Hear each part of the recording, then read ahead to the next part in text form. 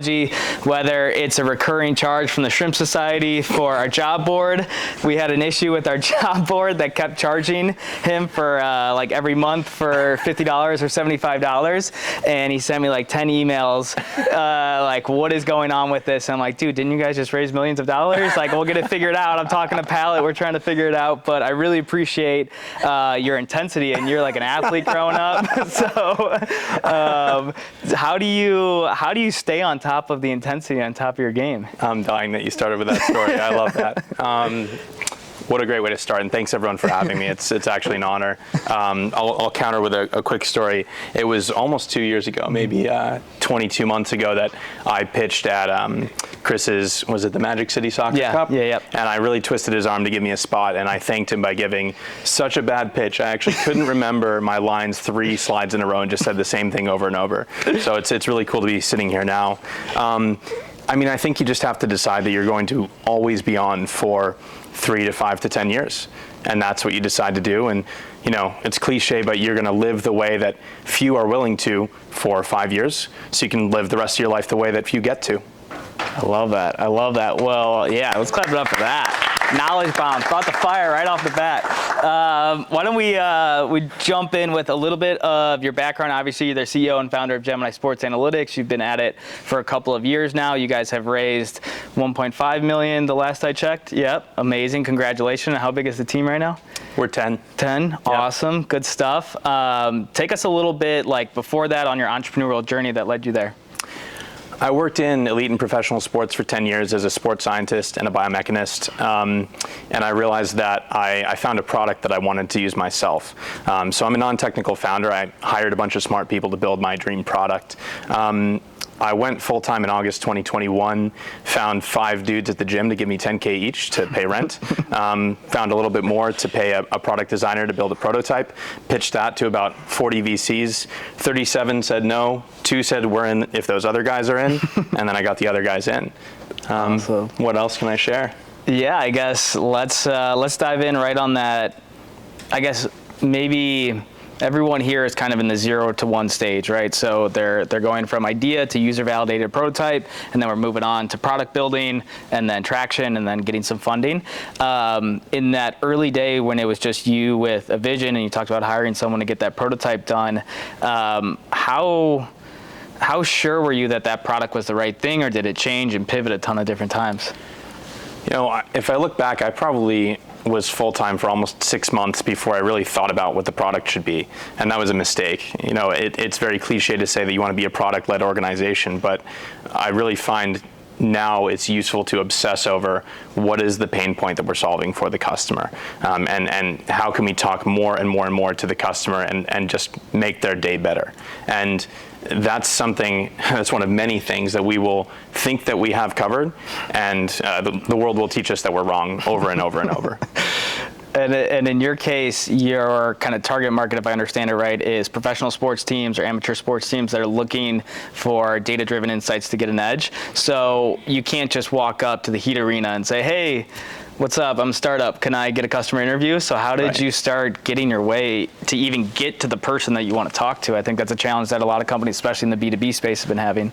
Yeah, I was very fortunate to have relationship capital from my prior career, but that doesn't mean that people still want to give you, more than a couple of minutes or a second chance at that first product interview. So I had to be very thoughtful. I had to recognize that I was going to fall on my face a few times and then come back around to someone 6 months later, or give them a reason to give me time again. You're also in the best city in the world to network and find people who can open doors for you. So I tried to put myself out there and always just see who could help me access someone. And I think really just you want to keep validating things over and over. I don't mean to sound repetitive, but you might understand in your head what you're building and why it's incredible, but that doesn't mean that it's going to be obvious to your customer. And digging in on that a little bit, how do you continuously challenge maybe assumptions you already made? Because I'm sure everyone's had one customer interview where the person's like, yeah, I really love this feature, or if you do it this way, it's amazing. Then you have another one, and the person's like, oh, no, it has to be totally this way. So how do you differentiate, what do they call it, the signal from the noise in the book about that? Yeah. Most people don't know what they're talking about, and most people don't know what they want.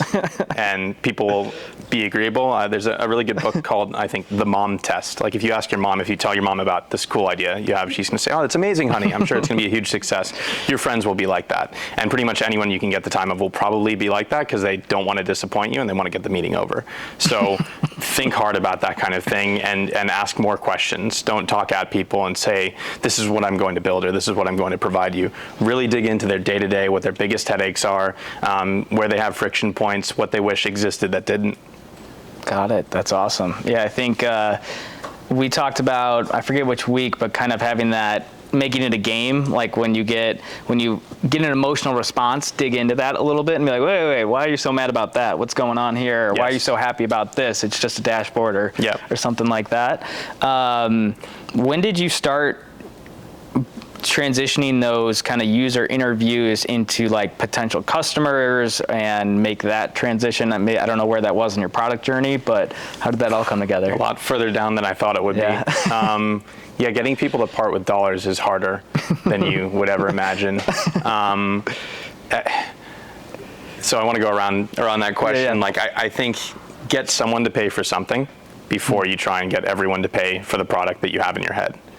If you get traction, if you get excitement, if you get network effect, if you have something to show for what you've been building, you can grow from there. So for us, it was about just doing things that were helpful, like being an auxiliary data science department to sports teams, and just a few, because obviously we only had a few staff. So you have a problem over here that's blocking you from answering this question. Well, while we build the platform that's going to help you answer this question, we're going to unblock that for you, and then they like you. And then when their boss asks, do you really want us to pay for this? They're going to say yes. I love that. Something that Aaron has said from the beginning when we thought about this program was, how can we, especially given kind of the investor climate right now, how can we help startups kind of small business their startup and start like having customers and making revenue, whether it's consulting, maybe like in your case early on, like, hey, we have unique information that we can solve your stuff, and maybe it's tech enabled, it's consultative, but let's get our foot in the door and then take those insights to then improve the product that's kind of being built in the back end. Was that a little bit of what's going on? If I could jump in on that, like we got beat over the head and still do around being a pure SaaS play, right? We're a data science application, and everyone says you have to be careful that this doesn't become a professional services business. And then finally, I met some smart investors who said, who gives a shit? Go bring in revenue, and you put it in the bottom line, and you dress it up, and no one needs to know what they actually paid you for. It's all a subscription. It's all included. So I completely agree with that. Yeah, and then you get closer with the customer as well, right? Because in a consultative type of scenario, or when you're providing an onboarding service versus just right off the website they can sign up and things. Yeah. Is that helpful? Yeah, one champion that's going to tell 100 friends is much better than 100 people that don't really care that much about your product. Got it. So who was the first customer? Parma Calcio in the second division of Italian soccer. Really? Very glamorous. Very glamorous. How did you break into that? That was a pretty random friend that I used to work in rugby with a long time ago, and he happened to have a meandering path to that job through a new American owner that they have, and he had no budget, and I flew out there and convinced his boss's boss to give us a sixth of what we were trying to charge them, and then we had revenue. That's huge. What was the funding path like when that revenue finally hit? Was that after you had like that 50K? Yeah, that was in terms of the first. No, that took a long time actually. That was probably even 4 or 5 months after we got venture funding. Really? So one thing I would caution is think about how capital intensive what you're trying to build is, and how long of a runway you really need before you generate traction that will get you to that next fundraising milestone. Because I don't think we really thought about that. We just thought, a year's runway, that'll be great. Unpack that. So you said, think about what runway is going to get you to the revenue milestones. Is that what you're saying? Right. So we raised a year because we thought that would be fine and nothing could possibly go wrong. And that was incorrect. And because we were told that the sky was always going to be blue, and that we'd be able to raise a lot more money in 6 or 8 or 10 months. And we weren't thinking how long would we have to build before the product was truly good enough to bring in revenue numbers that would guarantee a great second round. So there are some products that you can stand up pretty quickly and start doing something, and there are some products that are more capital intensive or just take longer. Yeah. What's your thoughts on when you're fundraising, setting, you know, the amount? Let's say we're going to raise 500K. I've seen it a lot, and I kind of agree with it. It's 500K to get X. It's 500K to get the first 1,000 users. It's 500K to get the product launched to the first enterprise customer. Is that kind of how you approached it too? I'd say that's exactly what VCs want to see on a pitch deck, and 100 people will give you 100 different opinions on that. But that's my experience. Is they don't want to hear, oh, it's to get to Series A, or it's to get to, 18 months from now. It's to achieve something. Yeah, especially because I think right now we did the financial modeling and planning and stuff like that, and a lot of people just say 18 months, like you said, blue sky, 18 months, it's all going to work out then. Yeah, but sure. If you're more clear on what the goal is of this specific stage of your startup, right? And right now, probably a lot of you, it's getting a product, right? Can we just get 150 to hire that CTO, 250 to hire our first dev team? And then, once you go more like pre-seed, it's like, okay, how do we get to market and get some customers, get some traction? Where do you want to go? Do you want to dive in on fundraising or hiring? I know you've had great stories on both. Either of those would be fun, but I do want to quickly double click. I know I just shouted earlier from the back, like that pro forma and that forecast matters. Like it feels like the least interesting thing you could possibly do right now.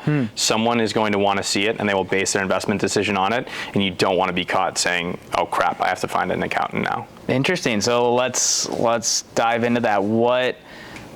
What were some hiccups that you had when showing that? Did you get torn apart on what specific items? I was really lucky because a personal friend runs a fractional CFO business. So happy to introduce anyone if that's helpful. I think you've talked to him actually, Johan. But those numbers will be wrong. And everyone knows that, but you have to have a plan and you have to show that you've thought it through. And you want to be able to think on your feet and frankly have that stuff memorized, that someone's going to say, where's the money going exactly? And how long is it going to last? And when do you expect to hit these numbers and why? And what's the overhead and what's the customer acquisition cost? And the answer will be, I don't know for all of those things, but you can have an answer that is thought through. Yeah, I think a lot of investors want to see how you're thinking about things, regardless of the number, right? Like if you're just like, we're going to grow 50% and you don't have anything to back that up, or you start just throwing stuff off the top of your head, like, I don't know, SEO, and then they're like, what kind? How much does that cost? Why isn't that person your first hire? Yeah. Then you kind of are backpedaling and you kind of are out of control there. So yeah, I mean, I think even taking a step back, when you went from idea, where a lot of people are here, haven't raised capital, to I'm going to go ask someone for hundreds of thousands of dollars. Yeah. That responsibility, that sharpness, that attention, what was that transition like just as a person? I don't know. Yeah, there's a lot of cliched tweets out there about how, the best part about running a startup is how much it'll force you to grow up. And they're very true. I think what's the most important part to answer here? Just what it's like to go from that 0 to 1 and how you build that out? Well, I guess was there, you had this idea in your head and your passion and maybe some mock-ups or whatever, but then you said, okay, I need to start talking to investors. When you first started talking to investors, did you feel like imposter syndrome? Did you feel like, I don't know what I'm going to do with $100,000 that you give me? Like, I've never done this before. Like, was that tough to get over? The rejection muscle, you have to grow it so fast and so frequently, and don't expect it to ever end. So yeah, just get used to it really quickly. Yeah. People are going to tell you that your idea stinks. People are going to tell you that you're not impressive enough as an individual. People will give the dumbest excuses for saying no, or they'll ghost you. Just get used to it. Just keep plowing through. Yeah, and on the other side of that coin, right, there's such a rush to mobilize all these puzzle pieces, and this program's incredible. I kind of wish it was around 2 years ago. And so you're going to put all these pieces together. You'll be in such a race to focus on that. Don't forget to become an evangelist for your own vision, and think really hard about why it matters and why it matters to you and why it should matter to the customer. And that will shine through when you're talking to people. Investors want to work with energetic founders. Yeah, and I would add too that I think, and I've experienced it with some people in the program, and just as a founder, I've had it by myself. If if you're telling me that you want to get a product out there, you don't want to be the face of it, you don't really want to talk to customers, you don't want anyone to know you're doing it, you are looking to exit in a year or sell it or something like that, that is kind of a major red flag. If you're not going to be the evangelist and step up, because it's just you, right? It's just you. The only person that's going to do it is you. So if you're not willing to go out there and make a LinkedIn post, evangelize this, step up at a pitch competition, introduce yourself, no one's going to make you at a conference get out of your hotel room and go try to meet investors. And if you don't believe in the thing you're doing, you need to either figure it out why, because a lot of times I think you avoid the thing. You're like, we had this with one startup, it's a crypto startup, and like our core thesis was wrong. And we found out like 6 months in, and we were raising capital, and like the secret was still kind of with us, and we were just like, man, like this is not right. And we kind of pulled back, right? Because we weren't confident anymore. But the more confident you get, it comes through knowing the problem space, knowing the solution, which comes from talking to users in my experience. But I don't know if you Yeah, I can build on that. I think, there's a lot there. Yeah. So build in public, like flat out. People are on social media. It's one of the most important things I did, and I still wish I was doing more of it, and I'm excited to do more of it as we finish our current raise. Tweet about things, write micro essays. Like, I hardly know how to use a computer. I learned how to use Canva. I'd write 150-word micro essays, 250-word micro essays about a subtopic of my area, and I would just post the PNG of that Canva download with my colors and my logo, and I'd tweet it, and I put it on LinkedIn, and I created a Substack, and I added everyone I knew until they were all pissed at me, and I just sent it out to that Substack, and I've had so much customer inbound, people just saying, I've been quietly reading this for a year, and so do it. Tweet, make tweet threads about why you think this problem exists. You had an interesting customer interaction, recap it, in painstaking detail. People will read that. People will see it. They will perceive you as a subject matter expert, as the person to buy from when they feel that problem. The other thing you touched on is like, this is probably a little bit more Silicon Valley than Miami, but like, you have to convince investors you're going to change a whole industry. You have to convince investors that this is going to be a $1 billion business. One of our biggest problems is people think we're going to be only, a $200 or $300 or $400 million business, and it, because the sports market is too small. So I have to convince them that, we're going to have huge ACVs and expand into all these submarkets that I don't care about. But, like if the person that's talking to you doesn't feel that you're trying to change the world, it's not interesting to them. Yeah, and I think a couple just things to add to that. I think if you're scared about putting out content, one thing, if you don't want to put your name on your idea, that's a problem. We just talked about that. You got to figure that out. If you're just scared over getting publishing and you're not a social media person or something like that, there was a really cool course I did. I don't know if you did it too, the Ship 30 for 30. Is that where you got the micro essay? No. Okay. No, I saw that though. Yeah, it's like a writing course where it's like you write something every 30 days or every day for 30 days. And that's what I did, and just started, you just put it out there and you don't. I think the guy who convinced me to do the micro essays did that. Yeah? Yeah. Got it. Yeah. But yeah, you just start, I took a mindset, because I was really nervous about posting stuff about the shrimp or whatever when it first started, because I was still figuring it out. I was just like, it's not for other people, it's for me. It's just like working out. It's just like a muscle. We're just going to go to the gym every day. I don't look at the comments. I don't care if there's 0 likes. You just do it. And then the people that are interested are quietly following along, like you said. And the more that you show that you're growing in that investor newsletter, hey, we just recruited a CTO. We're looking to raise capital next. No responses to all your advisors and future investors. No one's going to respond. Then next quarter, hey, we just launched our product. We're #1 on Product Hunt. Okay, now it's interesting. Now someone's going to respond. So on and so forth. But don't be afraid of the silence, because people are watching. Yeah, and you never know who's watching. Like, your mom's barbecue friend might have the perfect investor for you, and they see your posts. And like you said, like, you're going to do 100 things that you're terrible at first and that you're really scared to do. Just get used to it.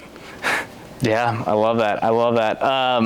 Let's jump into hiring, and we'll hit funding later. So tell us about, you said, I think your first team of 3, you said? Yeah. How did that all come together?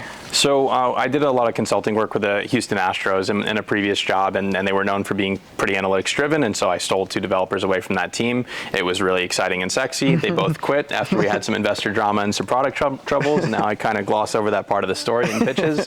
These things happen. like I said, I'm a proud solo non-technical founder. CTO is one of our key upcoming hires, and we lack technical leadership. So when things went wrong, I had a 27-year-old mid-level developer that I was asking to be our tech lead, and he didn't know how to handle it. So I think, the first piece of advice I would give on hiring before we dive deeper is just really think about what responsibilities someone wants to have and is capable of having, and that you need them to have, and make sure that those things align. I love that. We talked a little bit with Alvaro, if everybody remembers, from Jibby Coffee. He talked about how the mistakes that he made early on were that he hired people that he knew. He didn't hire the A-team player that he knew he should have got, because he didn't feel worthy. He didn't feel like they would work with him.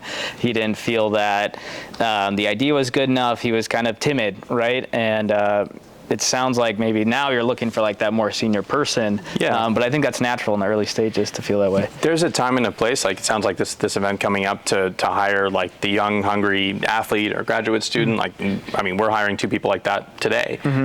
It's really important to have those pieces of the puzzle, but you should also be pitching potential employees and co-founders and teammates just as hard as you pitch investors. Like that is, isn't there a saying like very quickly, frighteningly quickly, a founder just becomes a mule for fundraising and recruiting? Like, you need to go pitch amazing people who could come and help you build this. Yeah, and I think it's also a red flag. I know like there's a lot of programs or investors that they won't invest in a single solo founder, because they're kind of like, if you can't convince anybody to come work for you part-time, full-time, 50% equity, anything, like well, how are you going to convince other people to work for you in the future or work for this vision?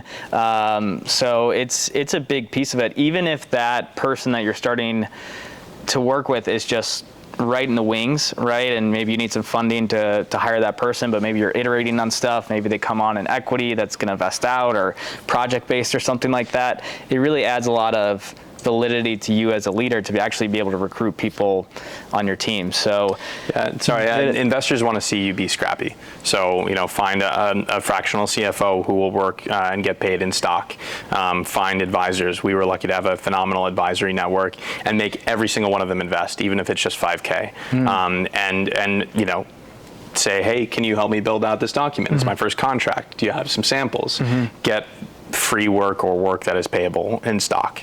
Interesting. How did you get advisors to invest? Because as an advisor, it's pretty easy to say, hey, do you want a little piece of this company if we do a call every quarter, and you help make some introductions for me? That's pretty that's a zero risk situation. How did you get them to invest, and even like why so? I've heard that before, but just to say it's appropriate for them to have skin in the game, and that human nature is they won't feel as tied to adding value if they haven't put their own money down.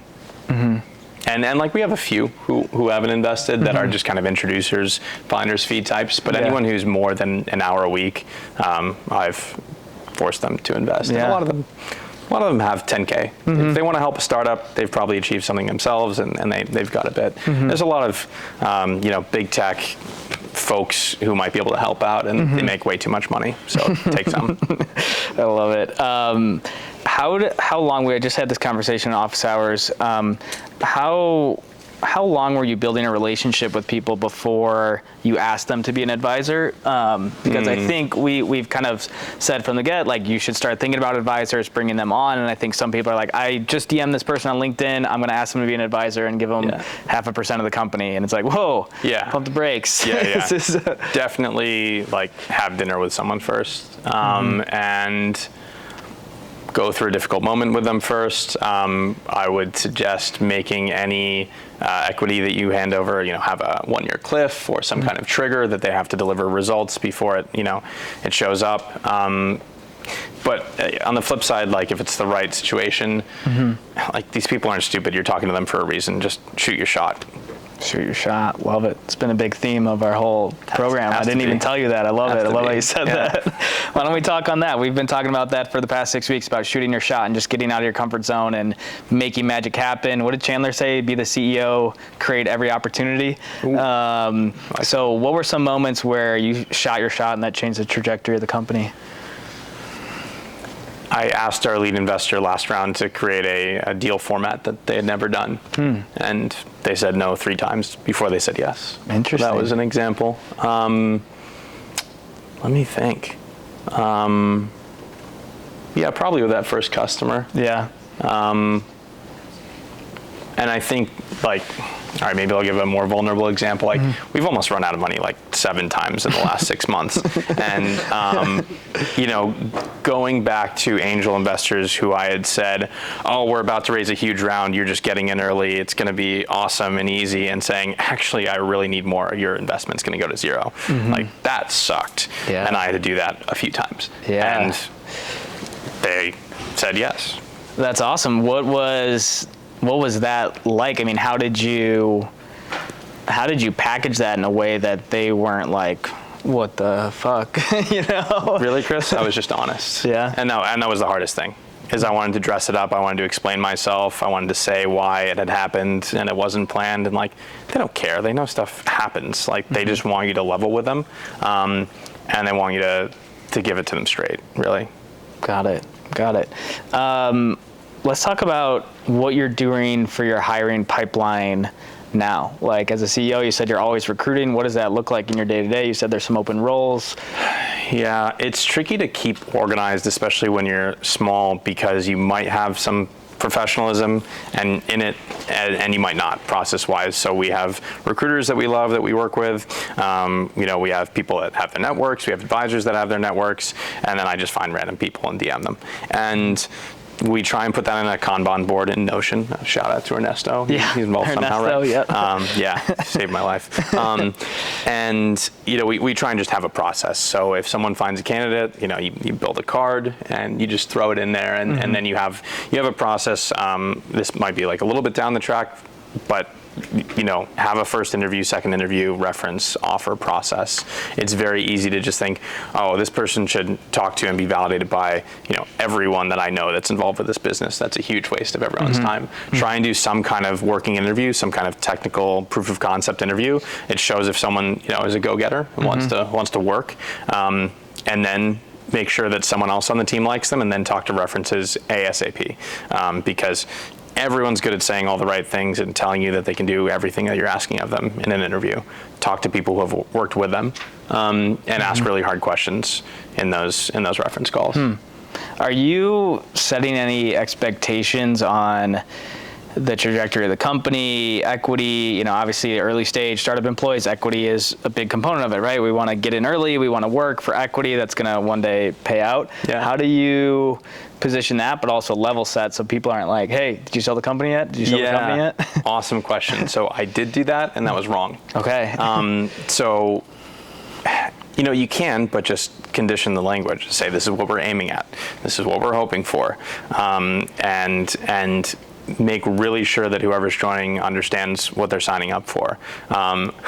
Yesterday, I was in Boston, and my sales guy said, you know, and he actually hasn't made a sale yet. I've made all the sales. and he said, you know, I had to forego about $200,000 in commission from my last job to join this, and I thought we were going to be a lot further ahead, so I've missed out on that much, and I want to double my equity. And I said, you're out of your fucking mind. And he threatened to quit, and I said, okay, well, then that's your decision, and he didn't quit. Yeah.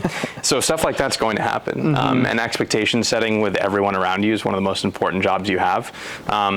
So I would say, you know, you have to sell the upside. People want downside protection, but you have to sell the upside.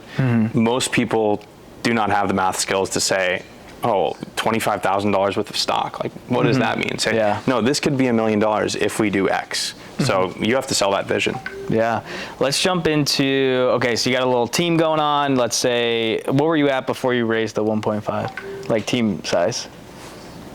0. Okay, Myself so and a handful of advisors. Yeah? Got it. All right, so now team of 10, how do you manage the team, like day to day? What's like very tactical, the week to week operating cadence of your company?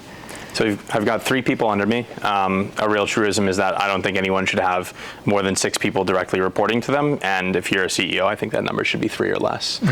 So I've got our head of operations, our sales guy, and our head of product under me. And each of them manage a couple of other people. So like the dev team, 5 people, data science, and a few others. We have a weekly standing hour-long leadership meeting. So us 4 plus the lead engineer. We have a daily 15-minute stand-up with that leadership group. And then I require everyone to have one-on-ones with everyone above or below them once per week.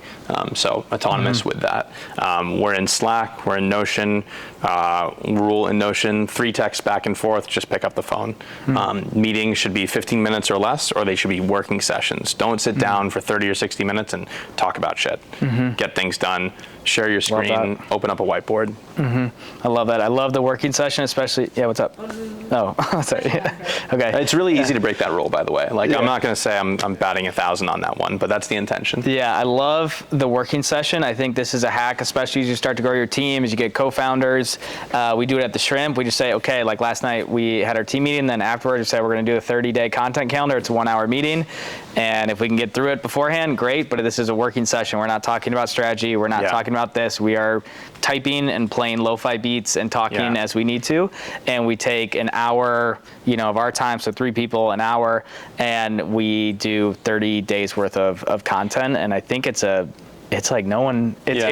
great asset to just have a working session. And if someone has a great idea or a tangential thought, just say, great, put it over here. We'll deal with it later. Like, do not get carried away, because that'll happen if you're not careful. Yeah. How did you transition from like kind of casual, like those first couple hires, right? It's like very much we're like a family. We have no money. We have no product. This is a mess. All we got is each other. To now, what you just talked about, 15-minute stand-up, direct reports, Notion tasks. Like, how did you transition your leadership style to go from more of like that kind of family cultural, we're all in it together, I'm right here with you, to more of like we're building a company and there's structure? It's really hard. And I would think really hard about distributed work. I would have the first 5 people you work with be right here and see them every day. I pretty strongly believe in that. I think one of our biggest errors was just saying, oh, it's 2022, that guy's in Oklahoma, I guess he's in Oklahoma. The other thing is realize that nobody will care about this as much as you. And it's always going to be that way, and that's just going to get stronger the bigger you grow. So you might have someone that is kind of 9 to 5, and they do a great job, and that's cool. I also wouldn't recommend hiring anyone like that in the first 5. And someone who is like that, that's an A+, is a worse hire than someone who is working harder than you, that's a B+. Awesome. I love that. It's hard. It's really hard to make those decisions, especially if someone has a great reputation or a great network. Ego. Yeah. And I've made that mistake and had to fire that person. I think it's so interesting that you're a solo founder, non-technical, building a tech company. I think something that a lot of people have had challenges with is they're trying to find a CTO co-founder, right? That's top of the list. We're trying to find that person. That person's really hard to find, right? Yeah. That is like the golden nugget. So then you end up hiring, like you said, the 27-year-old person who's maybe more junior, but they know a lot more about development than you do. Sure. So how do you like even understand what's going on? Like how much have you learned about that, or have you not and just said we need to do this, get it done kind of thing? So read it's like 25 pages. I think it's just called The Beginner's Guide to Scrum. So about the Scrum Agile methodology. And then there's a book called, I think it's Software Development for the Rest of Us. And those were helpful. That's cool. Okay. I can text those over. Yeah, we'll send them in the chat. I would suggest finding a student and taking advantage of them. And getting, because no one's going to care about your V1. No one's going to like it. Probably no one's going to buy it. And so just get that V1 out into the world ASAP, and don't give up half your company for it. So that is one option. Another one is you can negotiate. A theme throughout business is people will ask for stuff. That doesn't mean you have to give it. People will tell you something is true. That doesn't mean you have to roll with it.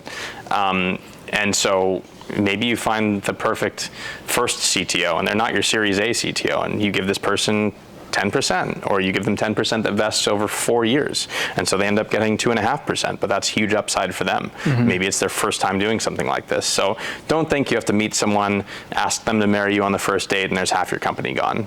Be flexible with it. Yeah, I remember at Secbaris, before I joined as the first employee, and they had, Fausto had 3 co-founders before me, so there was like 10% phantom equity in the startup. Yeah, because he had been working on it for a couple of years. Then I think they ended up buying it out in secondaries and stuff like that, and those people got paid. As hard as it's been to go solo thus far, like, our lead investor that we just signed with, he said, "Are you okay having only 46% of the company after 2 rounds?" I said, "Yes, I'm good with that." Awesome. Well, let's jump into funding. So raise 1.5. You're working on another fundraise now. Sounds like it's going good. Take us through that first fundraise. When did you start? How long did it take? Give us a little bit of like the zoomed out. What were the big milestones? Then we'll dive into some specifics. Yeah. Geez. When did we start? Maybe October of 2021 really started fundraising for that big round. By January, I had one angel investor just sending me enough for food and rent every month because I'd already dumped all my savings in. And then made a new pitch deck and started getting some investors talking to each other about it. And then I think we got the first yes in April and closed it mid-May. Awesome. Yeah, awesome. Safe notes are helpful for that. Yeah, definitely. Yeah. And then you mentioned something that I think is super important. You got a couple investors talking about it. Yeah. In your experience, has raising capital been a little bit of either like a telephone game or a game of if they're in, I'm in, and managing like everybody to come in together at once? Was that your experience? Yeah. Like I said, it was 2 groups that said, well, if you get that strategic lead investor, we'll follow them because we want to do a deal with them. So when you finish up any call, ask who else you should be talking to. And folks love to be helpful. They love deal flow. They want to do some other firm a favor. So always ask for other introductions and be really specific and chase them up. Always ask your angels for intros as well, because they're not sitting around thinking about how they can help you. Say, hey, I'm looking for this type of investor with this profile, and I'm going to send you a forwardable email. You've probably gone over that, but like the forwardable email is your best friend. I probably sent 7 today. Send a tight email that someone can just click and send over to someone else. So I did a lot of that. Got it. And then what was it like? Did you go back and forth and negotiate terms, like discount? So we went through an accelerator. So it was it was an accelerator that we dressed up like a lead check so that others could follow with much bigger checks. And so they normally basically took you as if you were at $3 million valuation, and I talked them up to dressing it up as 8. And then we got some sweeteners in there. It doesn't hurt to ask for things just because someone says, remember we did that startup showdown? What was the Atlanta? The Atlanta panoramic VC thing? Yeah. And like right before the event, they send you a safe note and say like, oh, like these are the terms, and they were ridiculous. And I just said no. And I said, it's going to be at this other thing. And they're like, okay, fine. So that happens. They just, it is their job to get the best deal possible. So don't be afraid to push against that. Yeah, I love that. Oh man, I just had a good question. I forgot it. Oh dang, that was a good question. I was thinking about it that whole time. The panoramic thing threw me off. That was a fun night. Yeah. I guess let's. What was it like when you first got the money, right? Because a lot of the people they're going to go out. You're going to get $250,000 into your business bank account. How did you manage that? And then how did you start hiring? Like, how did you manage your burn? You said you had a fractional CFO. Yeah. I mean, I had a really big stake. That was the first thing I did. No, seriously, that was the first thing I did. I don't think I thought too hard about it, honestly. Yeah. Like, I think I thought I could have been more thoughtful, and I knew that we had to hire people, so I hired them, and I said, go build this thing. So yeah, I wish I had a better answer for everyone. I would just say circle back on, really think about what you want to use money for. Yeah. And can 3 engineers build that thing in this many months? I remember the question. Okay, that was a filler question. Good. The real question is, you went through that accelerator program, and it was specific to sports tech. It was Correct. the Adidas family, and so you found that perfect thing. I think accelerators are huge. Obviously, the Shrimp runs one. I think it's super valuable. There's a million different other ones that are valuable, and there's some that are really bad. There's some that are really good. Some that are specific to specific industries. There's cybersecurity ones. There's was, one specific for you. What was that experience like, and would you recommend founders go through that? I know, did they take equity? Yeah, well, before investing, or how did it work? No, they just got a great safe note, and it included warrants for success stuff that they could help us with. I mean, I'm not on the Shrimp Society payroll. I'm not sponsored to say this, but like, with the exception of the ones you'd be involved with here, I wouldn't go near accelerators. I think that they're a big advertisement for those organizations to raise other funds for themselves. I just haven't heard many great stories, and I don't know if anyone in my accelerator had an amazing experience, and it's one of the best ones. Really? What made it a bad experience? They bring in programming that is just casting a very wide net, and there's a very small chance that it's adding value for you in that moment and is a better use of your time than something else that you could be working on for your company. I think you're infinitely more thoughtful than most. Usually they're funds that have great reputations, and you might see the partner 3 times in 3 months, and they hire kids to run a summer camp.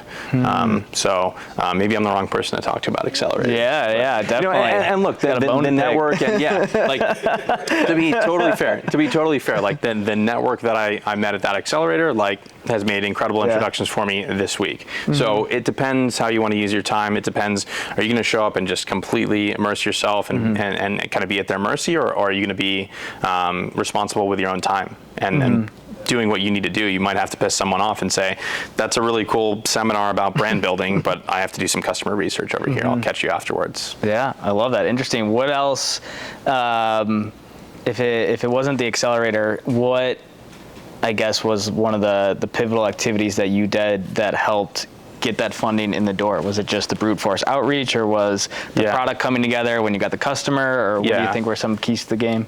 Honestly, we just kept going. I think we kept trying to build the product faster, build more features, talk to customers more, add more value for them. And I mean, that's what we've done the last 6 months. Is I thought we'd have our second round done by Thanksgiving last year, and we just signed the lead investor term sheet last week. And so I think it's just been about always bringing something new. People like momentum. They want to hear updates from you. They want to say, oh, remember that thing that we asked for? Well, they built it. That's why we should give them money. So I think just, put one foot in front of the other over and over. Got it. And has all the capital come from like kind of sports or data specific funds, or were there some generalist funds in there?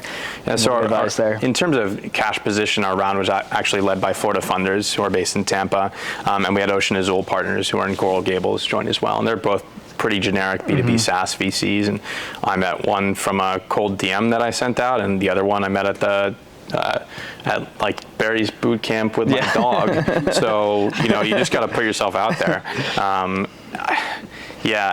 And you were talking about something earlier with like advisors and value add. So there's a paradox that I think about every day, that you have to get really good at saying no. And people who want to be helpful will say, hey, you should talk to this person who's into your area, and you should know each other. And it might be a complete waste of your time. But that person might not be the perfect person for you. So sometimes you got to roll the dice, and never underestimate an advisor that is just okay. They might have 3 people who could change everything for you. So like, really keep putting yourself in front of those people and asking them for what you need, because they're not reading your mind. Definitely. I think last week with Melissa Krinsman too, she talked about how the fund thesis and the fund industry and the fund investment type is so specific. And if you reach out to someone that, you're like, hey, we're raising our pre-seed and their Series A fund, they're gonna be like, what are you doing? It's on our website what we do. It's not a good way to start the relationship, like a waste of time as well. Should we dive into pitch meetings and things like that? Please. Yeah, because I think, I want to dive into that, because I think in like the startup culture, and we're probably guilty of it too, we overemphasize the pitch, right? You're up on stage, you're pitching, you got 7 minutes. And in my experience, that's not how the real investing goes at all. It's great for this stage and getting the brand out there, and it's a necessary, you win some prize money, you get exposure for the company. It serves a purpose, but I think it's not what real fundraising is like. I don't know, has that been your experience? Yeah, I haven't given a performative pitch in probably a year. I have sweet and terrible memories from that this time. So like, my hat goes off to all of you for doing that stuff. Yeah, so send your pitch deck ahead of a meeting, and don't assume that someone's read it just because someone forwarded it to that investor and they said yes to a call. So say, hey, thanks for booking the call, really excited. Here is my pitch deck, hyperlinked in text. And it should be a DocSend link that requires an email for them to log in. You can go and watch how they opened the first page and sat there for 16 minutes and then closed the window. That happens a lot. If someone says, oh, take me through the deck, just say, hey, I'd prefer to have a conversation. Really appreciate you looking at the deck after this call, because no one wants to sit up there and talk for 10 minutes, especially on a 30-minute call. Just don't do it. Tell your story in 3 minutes. Tell where you're at, be very clear with traction, be very clear with the ask, and then stop talking and let them fire questions. And they will have dumb questions and they will have challenging questions, and just be ready for them. And have a sheet where you write down the FAQs that you're getting, put together really good, really brief answers to them, and just nail those every time. You want to get through the 3-minute thing and then the first 3 questions and have them be like, wow, this person knows what's going on. Yeah. Is that because every person's going to have something different to say about the presentation, the slides themselves and the order? Yeah, I think so. Like, people always ask, hey, are you focusing on a certain sport? And I could just kind of ramble for 10 minutes about why we're not. But if I put together a 30-second answer, we can move on to the next thing. Or if people, ask, how are you going to avoid being consulting and be a pure SaaS model? I can answer that. And so it also gives you intel. Like, if someone's getting something totally wrong from your deck, which will happen, you can go and change that slide. What I've noticed about the decks, it's the ability to transfer that information.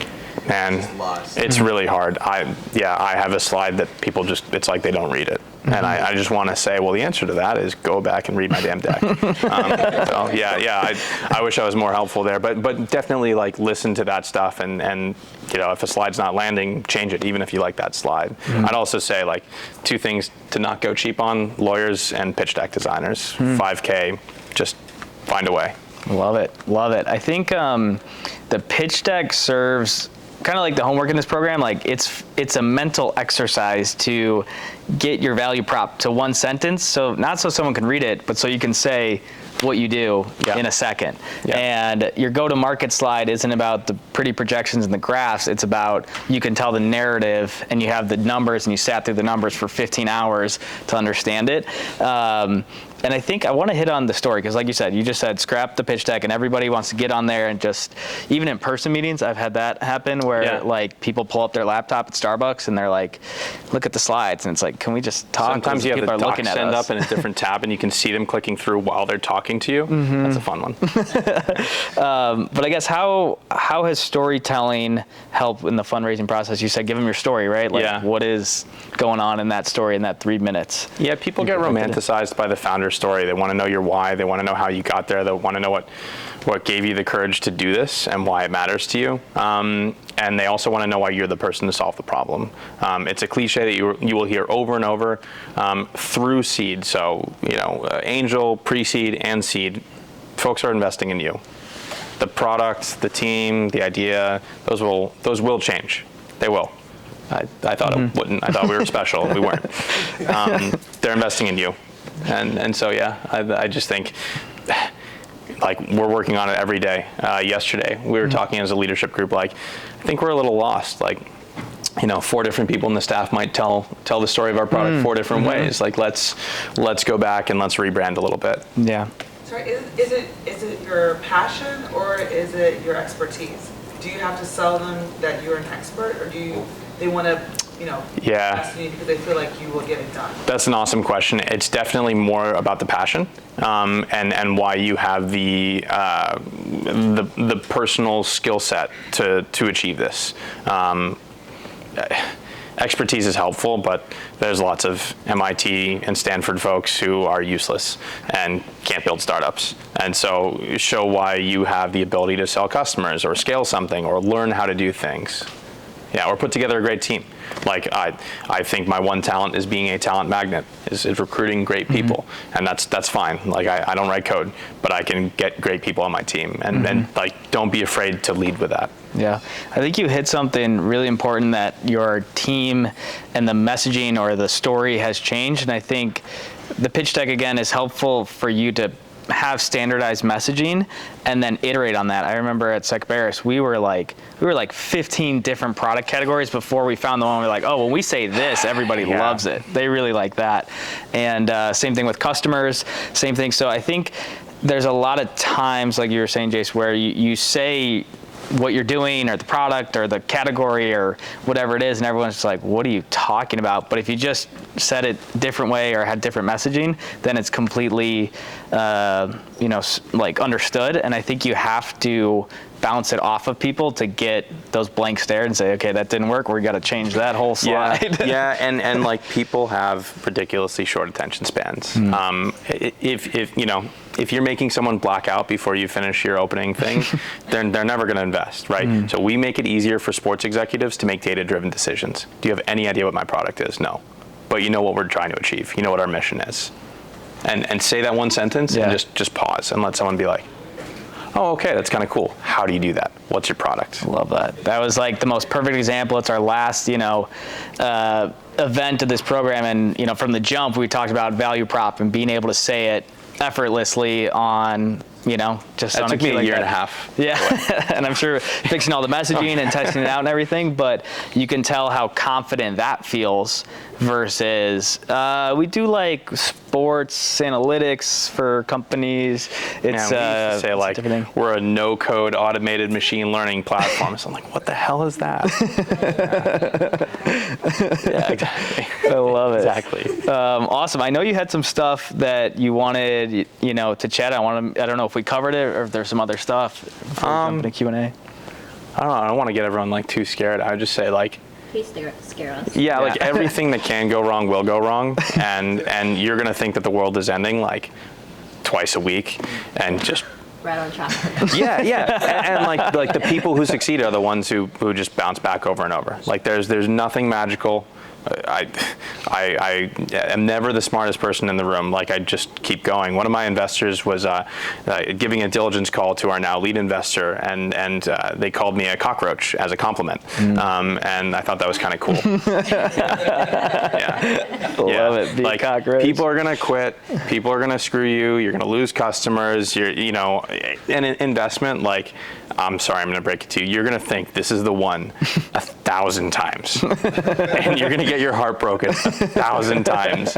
We had term sheets out. Okay, we were asked for wire details 3 different times this round, and the 4th is the one that, knock on wood, is actually happening. Wow. And like, shit happens. You just got to keep going. I love it. Keep going. Awesome. That was awesome. Let's do some Q&A if you don't mind. Sweet. Go for it. You can lead it. Yeah, let's clap it up for that. That was awesome. That was awesome. Brought the fire, man. I appreciate it. That was awesome. Awesome. You can go ahead and pick on people. Go ahead. It sounds like you have this very discerning personality. Thank you. And you've sort of optimized as you've gone, discerning even more and more. If you could speak to your 0 to 1 person, like us, and speak about what we have to be most discerning about. And you sort of touched on the cockroach mindset, right? That's powerful. That. Thank you. So you mean how do I improve judgment? What would you tell that, and what would you tell yourself? Yeah. If you could go back in time and be like, hey. Yeah. This and this. Yeah. I'm so glad you asked that question because this was a shower thought I had that I wanted to mention. Of course, I forgot it. All right. Everyone's full of shit. Every VC, every advisor, everyone you meet at Freehold, they all think that they have the answers to everything. And like, there are VCs that I work with, and I would say this if they were in the room. There are VCs that I work with that I talk to almost every day that are really good at their job. And I know that half the time they're just telling me what they read on Twitter that day or what their VC partner read on Twitter that day instead at their meeting. That's their job. Like, please follow VC Bragg's I love that one. VCs congratulating themselves, amazing Twitter account. Praying for Exits, amazing Instagram account. They just hit the nail on the head. So, like, everyone has an opinion on everything. You do not have to listen. We were arguing over details of the term sheet, and I almost lost the deal because I had 5 amazing investors that I already work with that I really trust who had completely different opinions on it. You have to lead. You have to have conviction, and you have to lead. And you're going to be wrong a lot, but you just have to be right more often. I love that. Love that. So why not consulting? It has so much gross margin. You can Yeah. pay up to 80% margin. Yeah. Consulting engagement, right? Because I want to be bought by Amazon Web Services for $11 billion and then have an avocado farm. If you think about Gemini is making about $15 billion worth of consulting. Yeah, yeah. So that, it's a very profitable, and that's where I come from, by the way. Yeah. Consulting. Yeah, look, a dirty secret of the enterprise SaaS world is that they're often service-led, and that's the second S in SaaS. And software as a service, many, if not most, enterprise software companies have more revenue coming from professional services than they do from the core subscription.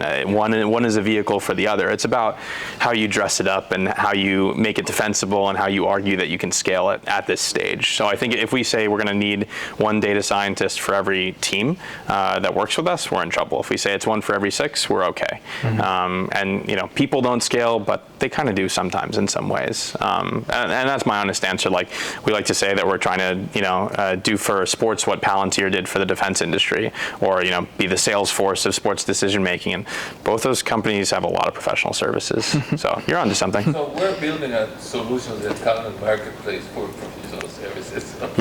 Yeah, no, and that's awesome. I mean, who here knows Huddle or Huddle.io? Great resource for fractional hiring. I love the founder. And I don't care about their software platform. I talk to my account guy. That's how I get it done. And that doesn't scale. If all of their customers do that, they're in trouble. But that's how I get value out of it. So there's always the human in the loop. Yeah. Thank you. So you've spoken about getting angel investors and asking back for more money. Does it ever get to a point where you're like, am I giving too much of my company away? Yeah. I've definitely taken a haircut on this current round and had to wrestle with that. It is really true, and it's so annoying when people say it, but it's really true that a small piece of something enormous is much better than a big piece of zero. So really bear that in mind and know that in 5 years, hopefully you don't care about that. But there are going to be predatory people. There's someone in your earlier program, the Alpha program, I forgot the hat, I had it on this morning, that told me that an angel investor wanted 10% of the company for $100,000 and something awful. So just gut check every situation you find yourself in. Go ahead. Okay. And then my follow-up question to that is, I don't know if you've been there yet, but at what point do you feel like you ever lose control of the state that you have in the company? And how would you handle that exactly, if it ever comes, or if you... Yeah, that's a great question. Read the fine print on anything around board dynamics in a term sheet, in a safe note. We ran into that last week, that a new investor wants a board seat for themselves and not for someone else. And people got pissed, and you got to say, sorry, this is what it takes. But no, I think pretty standard is you should have control of the board, at least through Series A. So when and how you decide to form a board of directors is variable, but just be thoughtful as you go. But I'm glad you made me think of something. I feel like there's a lot of micro VCs and pre-seed funds, and they all have these beautiful Parallax websites and good-looking associates that go to all these events, and go find someone with a shitload of money that thinks it'll be really fun to have a couple of tech founders that they invest in. They're everywhere in Miami. You don't need institutional investment. Love that. I have a question with regards to investors. So it sounds like you are hiring high-level folks who will do the work for free and then also give you money. So I guess my question is that good? It seems to me like they get equity in your business, and obviously the goal is to have all the equity Sure. for yourself. So Yeah. I get the skin in the game, but why not just pay them, when you can? Yeah, no, we pay all of our 10 current employees. There's a time and a place for each of those models, but it's... This was in the beginning? Yeah. Oh, no. Oh, in the beginning, I see. Advisors? So that was a little more fractional. It's a good question. That was a little more fractional. So it's, someone who's a multi-time exited COO that wrote a 5K check and took a quarter of a point for X number of hours. The kind of paperwork and forms and structures that they had that would have taken me forever to put through was worth way more than what I gave them. So it was more fractional like that. I think you get what you pay for with employees. But there's a balance, and when people say keep your burn rate low, keep your burn rate low. Love it. I love it. So, being a solo founder, what was the most challenging part approaching investors? They'll say, "Where's your CTO?" And like anything else, I needed an answer for that. What was your answer? I said, that's one of the most exciting next hires that I'm going to make, and if I did it now, it would be a schlub. It has to do with that actually. As a solo founder, how do you find that? I mean, I don't know if the person who was 27 years old was your first hire or your first person you onboarded, right? Yeah. But how did that go? Like, did you meet him in an event? Like, how long did you actually take? Yeah. For you to actually onboard him into your company? Yeah, they were a former colleague of an advisor of ours because I'd done that work with that team, and so I hadn't met them, but I knew a lot of their colleagues. The Carta, like standard employee stock plans, the PDFs that they publish can be really helpful. Only bust them out if they're going to help your argument. But like we gave that guy 1.5%, which felt amazing, and it's a 1-year cliff with 4-year vesting, so he got nothing, unfortunately. But he had that sense of ownership. I'm not sure if that answers your question. Yeah, and also like, how long did it take from you guys? Like, I mean, you have a previous relationship with us, right? Yeah. It seems right, but like for us, maybe we don't have such a previous relationship with the people coming in for the next wave. Yeah. How long is the rapport supposed to build for us to have that conversation and have those very standard conversations you mentioned earlier? Before you make them an offer, or before they're performing? Both. How the process. So you can set like very clear expectations. Before they're performing, so I'll answer the second one first. Everyone says take the time to onboard, and no one actually does it. Like, you're going to be racing off to other things, and you're going to set up their Slack account and say, okay, go. It's not going to work. Spend a whole day with someone, and then do it again. And it's painful, but it's worth it. In terms of relationship building and making an offer, I wish I had a straight answer for you. Sometimes you should shoot your shot as soon as you meet them, because someone else might grab them, or someone else might offer them more, and then your host. And sometimes, you should definitely sit down for dinner. Spend a one-on-one hour with this person with no distractions, for sure. You have to see if they tip the waiter, right? But I think go with your gut. And fire fast is such a cliched piece of advice, but it's one of the most important ones I've heard. I went through 2.5 heads of product before we found the right one was the fourth, and I fired the first one after 5 weeks, and the second one after 3 weeks, and the third one after 10 days, and then this is probably my best employee, the fourth one we found. Awesome. Yeah. Awesome. So earlier you mentioned that you got your first angel investor, and then you made changes to your pitch deck. Yeah. And then you got more. Yeah. What were those changes? Yeah, awesome question. I stopped using technical terms. I stopped using jargon. Yeah. It was really that. Yeah, like VCs know enough to sound dangerous, but they probably don't understand anything that you're telling them. And then they're going to play telephone, and they're going to go butcher it to their partners, and you have to help them do that less bad. Cool. Yeah. Jake, great. How you doing? Thanks. 2 questions. One is, you went straight to angel investors when I picked up. Any consideration for friends and family? That's the first question. And then the second is, if you were to go back in time, would you take the route of doing a fractional CTO? Definitely. Yeah, awesome question. I think finding an advisor that was specific to that skill set would have been helpful.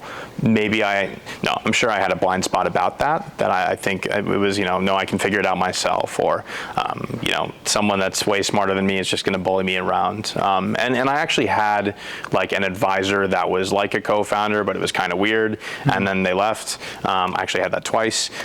So it's about finding the right person. So I would definitely recommend it.